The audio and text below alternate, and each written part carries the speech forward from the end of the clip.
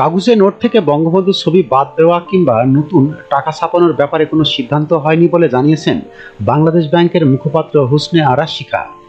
রোববার 6 অক্টোবর এ তথ্য নিশ্চিত করেছেন মুখপাত্র হুসনে আরা শিখা ও অর্থ মন্ত্রণালয়ের অর্থ বিভাগের ট্রেজারি ও ঋণ ব্যবস্থাপনা অনুবিভাগের উপসচিব এলিস শারমিন।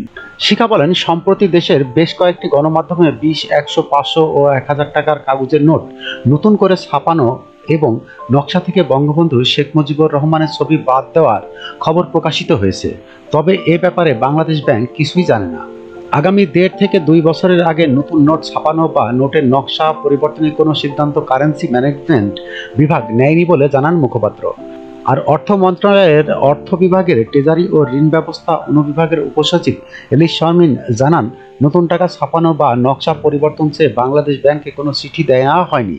আপাতত এ নিয়ে অর্থ মন্ত্রণালয়ের কোনো পরিকল্পনা নেই। এর আগে শনিবার 5 অক্টোবর বিভিন্ন গণমাধ্যমে প্রকাশ করা হয়, টাকার নোটের ডিজাইন পরিবর্তন সিদ্ধান্ত নিয়েছে অন্তর্বর্তীকালীন সরকার। প্রাথমিকভাবে 20, 100, 50 ও 1000 টাকার নোটের ডিজাইন পরিবর্তন করা হবে। নতুন নোটে থাকবে না বঙ্গবন্ধু শেখ মুজিবুর রহমানের ছবি। বাংলাদেশ ব্যাংকে নতুন করে নোটের নকশা করার প্রস্তাব দেওয়া হয়েছে।